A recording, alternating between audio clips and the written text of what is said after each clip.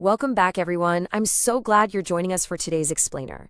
We are diving into something pretty wild from the biblical text today, specifically Psalm 58 in the NIV version of the Bible. So, have you ever felt like things were just, well, totally unfair? Like completely wrong?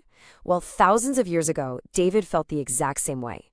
Today, we're going to see exactly what David did when he looked around, saw a world absolutely full of unfairness, and how he asked God to step in and fix it. So get comfortable and let's jump right in. Seriously, think about that for a second.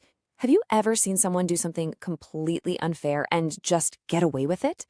Maybe it's someone cheating during a game at recess, or cutting all the way to the very front of the lunch line, or telling a massive lie and not getting in trouble at all. It is so frustrating, isn't it? It makes you just want to shout, "Hey, that is not fair."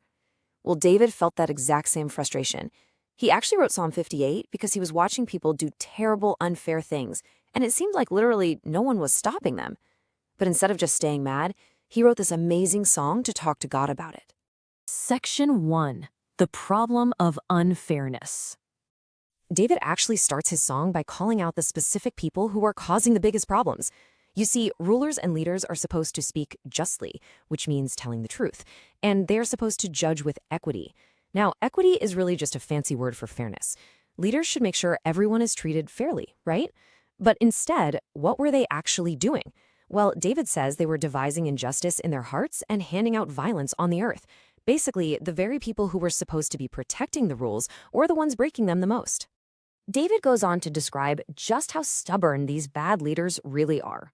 The biblical text says, "Even from birth the wicked go astray. From the womb they are wayward, spreading lies." See, David is using some pretty big poetic words here to tell us that these unfair people didn't just make a tiny mistake one time. No way. He is saying they have been choosing to do the wrong thing and tell lies for a really, really long time. It's almost like bad behavior has just become their absolute favorite habit.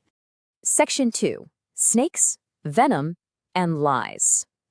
Now, because these people were acting so badly, David decided to use some extremely cool and, okay, maybe slightly creepy animal metaphors to describe them. First, he compares these unfair bullies to snakes spreading venom. They weren't literally spitting poison, of course, but their lies and mean actions hurt people, just like snake venom hurts. Second, he says they act like a deaf cobra. And third, they ignore the Snake Charmers tune. Back in David's time, there were people who could play a special flute to calm down dangerous snakes. But David is saying these bad leaders, they are like a wild snake that completely refuses to listen to the calming music. Let's look a little closer at that term. A deaf cobra in the biblical text is a metaphor for a terribly stubborn person. Imagine someone plugging their ears with their fingers and yelling, "La la la, I can't hear you," when you are just trying to give them some good advice. Well, that is exactly what these leaders were doing to God. No matter how much truth they were told, or how skillfully someone tried to help them see they were being unfair, they just stopped up their ears and flat out refused to listen. They just wanted to do things their own way. Section 3. Stopping the lions. So what exactly do you do when people are being completely unfair, acting like venomous snakes, and just refusing to listen? Well, you pray. And David prays a very, very bold prayer. Listen to this quote with me. "Break the teeth in their mouths, O God. Lord, tear out the fangs of those lions." Wow, that is some intense, action-packed language right out of the biblical text, isn't it? David completely switches up from talking about snakes to talking about roaring, scary lions. Now, here is the crucial point. David isn't actually asking God to schedule a wild trip to the dentist for a bunch of lions. He's using another really powerful picture. Think about it. What makes a lion dangerous? Its sharp teeth and fangs, right? By asking him to tear out the lion's fangs, David is actually asking God to completely take away the bad guy's weapons. He is saying, "God, please take away their power so they can't hurt anyone ever again." He wants the bullies to be totally disarmed. Section 4. Vanishing like melting slugs. David definitely doesn't stop there with his wild imagination. He gives God a whole list of ways he hopes this unfairness will just disappear. He asks that their bad plans vanish like water that just flows away into the dirt. He asks that when they try to shoot their weapons, their arrows just fall short and hit the ground harmlessly. He asks that they be swept away super fast, literally faster than dry thorns catch on fire. And then there's my absolute favorite one, right in the middle of all this. Like a melting slug. Seriously, isn't that gloriously gross? Have you ever seen a slug leave that shiny, gooey trail behind it as it slowly inches along? Well, David says he wants the wicked plans of these unfair people to be like a slug that just completely melts and dissolves away as it moves. It is a funny, kind of weird, but perfectly descriptive way of saying, I want this badness to completely disappear until there's absolutely nothing left of it. Section 5. God is the righteous judge.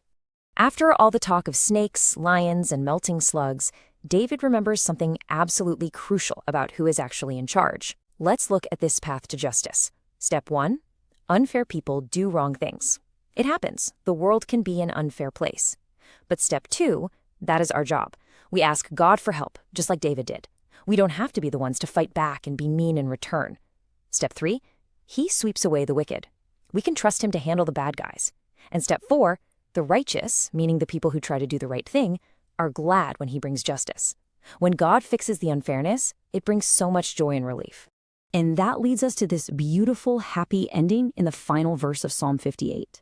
The biblical text says, "Then people will say, surely the righteous still are rewarded. Surely there is a God who judges the earth."